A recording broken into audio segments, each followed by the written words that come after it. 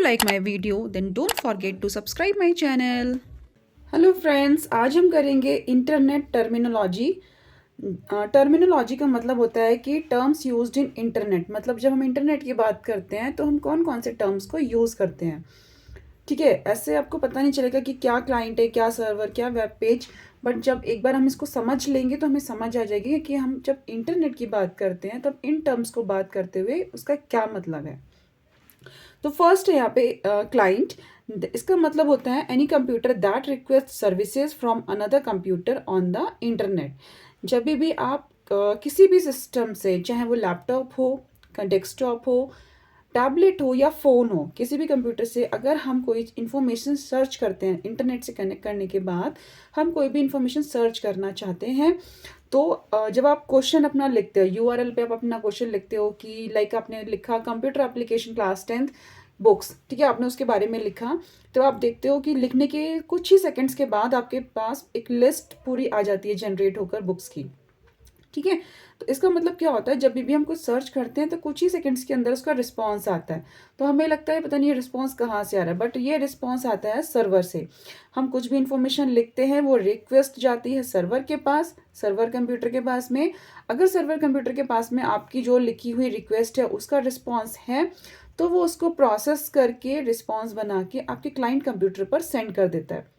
ठीक है, आप कुछ लिखते हो, उसके कुछ सेकंड्स के बाद आपका रिस्पॉन्स आ जाता है। तो ये रिस्पॉन्स आने में इतना प्रोसेस होता है कि आप रिक्वेस्ट भेजते हो, सर्वर पे प्रोसेस होगा, देन सर्वर से रिस्पॉन्स जनरेट होकर आपके क्लाइंट कंप्यूटर पर शो करेगा। तो जिस भी कंप्यूटर से हम रिक्वेस्ट सेंड करते हैं, that computer, that system, that phone is called client system. Okay, server, server इसका जस्ट अपोजिट है कि जो हम जिस कंप्यूटर से रिक्वेस्ट भेजते हैं दैट इज कॉल्ड क्लाइंट। और जो कंप्यूटर रिक्वेस्ट को जनरेट करता है, प्रोसेस करता है रिस्पॉन्स को, तो उसको हम बोलते हैं server. Any computer that's receive request from client computer processes and send the output. मतलब जो कंप्यूटर रिक्वेस्ट को रिसीव करता है क्लाइंट कंप्यूटर से, उसको प्रोसेस करता है, और अगर उसके पास आउटपुट है तो सेंड करता है आउटपुट को। That computer is called server computer. Web page, अब कोई भी हम काम करते हैं ना, जो भी इंटरनेट पर हम यूज़ करके काम करेंगे, तो जिस भी फॉर्म में हमें, चाहे वो कैसी भी फॉर्म में, स्क्रीन पर जो भी चीज़ हमें दिखती है that is called web page. ठीक है, लाइक आपने कुछ भी अपनी इंफॉर्मेशन सर्च करी, आपका रिस्पॉन्स आ गया, तो जो भी आप स्क्रीन पर देख रहे हो, जो भी पेज देख रहे हो, that is called web page. Any digital page और document hosted on internet.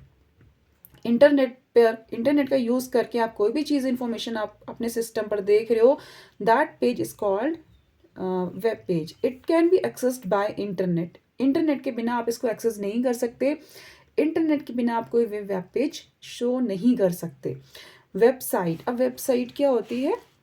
A collection of interconnected web pages design with a certain goal in mind. मान लिया कि हमने यहाँ पर एक वेब पेज कुछ देखा, हमने कंप्यूटर एप्लीकेशन के बारे में यहाँ पे सर्च किया, तो this is called web page.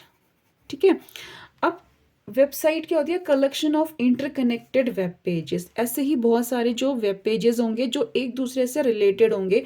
मान लिया कि आपने कोई इन्फॉर्मेशन सर्च की, कोई भी आपने एजुकेशन वेबसाइट सर्च की, एजुकेशन वेबसाइट। अब एजुकेशन वेबसाइट में क्या होगा, पहले आपको एक होम पेज दिखेगा, उससे कनेक्टेड दूसरा पेज होगा, यहाँ पे कॉन्टेक्ट अस लिखा होगा तो दूसरा पेज उससे कनेक्टेड होगा। तो ऐसे ही बहुत सारे पेज आपस में इंटर रिलेटेड होते हैं। इन पेजेस के कलेक्शन को हम बोलते हैं वेबसाइट। ओके, तो ये पेज आपस में सारे इंटर रिलेटेड होते हैं। एक सर्टेन गोल को कंप्लीट करने के लिए इन पेज को डिज़ाइन किया होता है। ये सारे पेजेस आपस में कनेक्टेड होते हैं। ठीक है, इन पेजेस के कलेक्शन को हम बोलते हैं वेबसाइट। अब हम नेक्स्ट देख लेते हैं यहाँ पर वेब ब्राउज़र। वेब ब्राउज़र क्या होता है? वेब ब्राउज़र, देखो, जब भी हम कोई कंप्यूटर यूज़ कर रहे हैं तो उसमें इंटरनेट को यूज़ करने के लिए या फिर अपनी इंफॉर्मेशन को सर्च करने के लिए एक असाइंड सॉफ्टवेयर होता है जिसके बिना हम इंटरनेट यूज़ नहीं कर सकते। इसको बोलते हैं वेब ब्राउज़र। इसका हम एग्जांपल ले लेते हैं, लाइक हम कहीं रेस्टोरेंट में जाते हैं, तो वहाँ पर अगर हमें कोई डिश खानी है या फिर कोई ड्रिंक लेना है तो उसके लिए हमें वेटर को बोलना होगा। वेटर को असाइन किया गया है कि आप उसको अपनी चीज़ बताइए, वो आपको किचन से लाके वो आपको सर्विस प्रोवाइड करेंगे।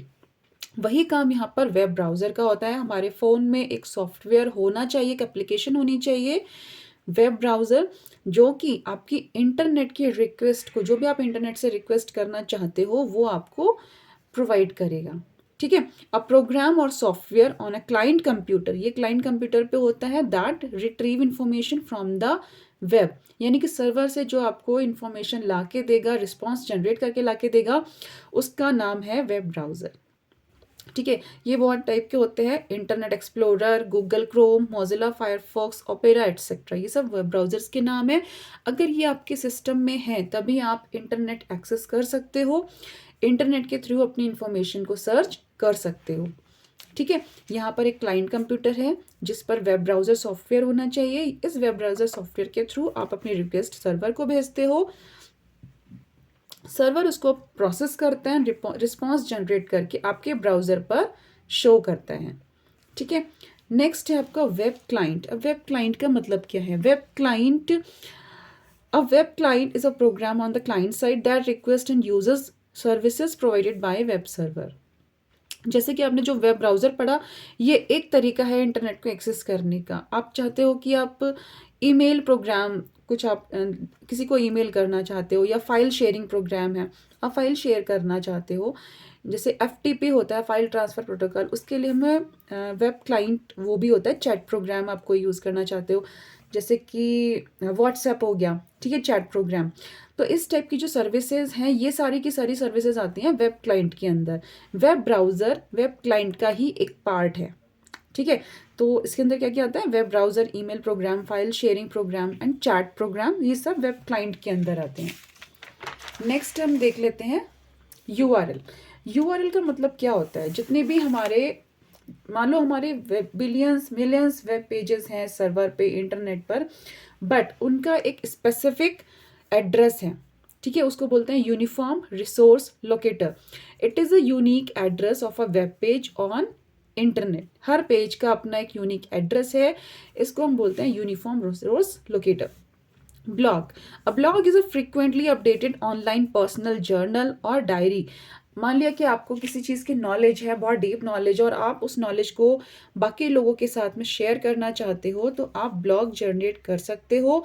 इसमें आप, और ये ऑनलाइन बनता है एक तो, ठीक है, आप पर्सनल चीज़ें उसमें लिख सकते हो, एज ए डायरी लिख सकते हो, जिसको अगर लोग पढ़ते हैं, उनको अगर इंस्पायर होते हैं, तो आपको उससे प्रॉफिट मिलता है। तो ये इसको हम बोलते हैं ब्लॉग। ये ऑनलाइन किया जाता है, बट इसको अपडेट करना पड़ता है, फ्रिक्वेंटली अपडेट करना पड़ता है। Blogger. The author of a blog is called blogger. जो भी इस ब्लॉग को लिखेगा, that person is called blogger. Blogging. अब जो लिखने का जो प्रोसेस है, इसको हम बोलते हैं ब्लॉगिंग। ठीक है। अगर ब्लॉगर ब्लॉग को लिख रहा है, the action of writing blog is called blogging. News group. जैसे कि आप व्हाट्सएप यूज़ करते हो, ठीक है, आप अपनी चीज़ों को शेयर करते हो बाकी लोगों के साथ, पर्सनल इंटरेस्ट को शेयर करते हो, ऐसे ही इंटरनेट पे होता है एक न्यूज़ ग्रुप।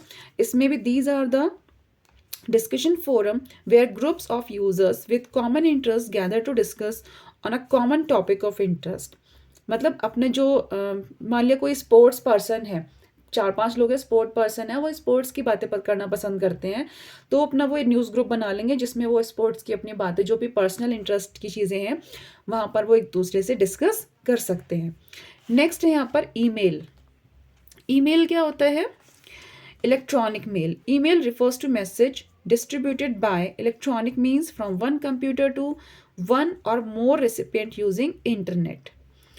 इसका मतलब होता है कि हम जैसे आप किसी को लेटर भेजते हो, तो आप मैनुअली लेटर भेजते हो कि उसको पोस्टमैन लेने आएगा, देन आप वो पहुंचेगा आपके फ्रेंड के पास में, वहाँ से वो रिसीव करेगा। तो उसका एक बहुत अच्छा जरिया है कि आप डिजिटल मेल कर सकते हो, डिजिटल मैसेज कर सकते हो इलेक्ट्रॉनिक मेल के जरिए। Email refers to message distributed by electronic means. मतलब ऐसे, जैसे मैंने आपको बताया था कि क्लाइंट, वेब क्लाइंट होता है, ईमेल एक वेब क्लाइंट है जिसके थ्रू आप एक को या काफ़ी ज़्यादा लोगों को एक साथ में मैसेज सेंड कर सकते हो। Email address. अब जैसे कि हम जब मेल, अपना पोस्टल मेल भेजते हैं, किसी को लेटर भेज रहे होते हैं, तो हम जब लेटर लिख लेते हैं तो उसको हम एक एनवलप में डालते हैं। एनवेलप में डालने के बाद एनवेलप के ऊपर जिसको भी हमें भेजना है, जो भी रिसीवर है, उसका एड्रेस लिखते हैं, है ना। ये एक स्पेसिफिक एड्रेस होता है कि आपका जो लेटर है वो इसी एड्रेस पर जाना चाहिए। ऐसे ही ईमेल को भेजने के लिए भी हमारे पास एड्रेसेस होते हैं जिसको हम क्रिएट कर सकते हैं। Every email has a unique electronic post office box with a unique address on a network where email can be send. This unique address is called email address. ठीक है, ये हमारे पोस्ट ऑफिसेज हैं। अलग अलग पोस्ट ऑफिसेज होते हैं, जैसे yahoo.com, gmail.com, तो इनको बोलते हैं host of domain name. Okay, अब जो ये होता है ये इनका एड्रेस होता है। ठीक है, आपके फ्रेंड का स्पेसिफिक एड्रेस होता है जो किसी और से मैच नहीं करेगा, आपके फ्रेंड के पास ही मैसेज जाएगा। तो इसको बोलते हैं हम यूज़र नेम। ठीक है, ये कुछ भी हो सकता है। एट द रेट के आगे ये एट द रेट का साइन होता है। एट द रेट के आगे जो भी नाम लिखा होगा दैट इज़ यूज़र नेम, और एट द रेट के बाद जो भी लिखा होगा that is host of domain name, और ये एट द रेट का साइन है। आई होप आपको ये समझ में आ गया होगा। अगर नहीं समझ में आया आप कमेंट में लिखकर आप कभी भी पूछ सकते हो। Thank you.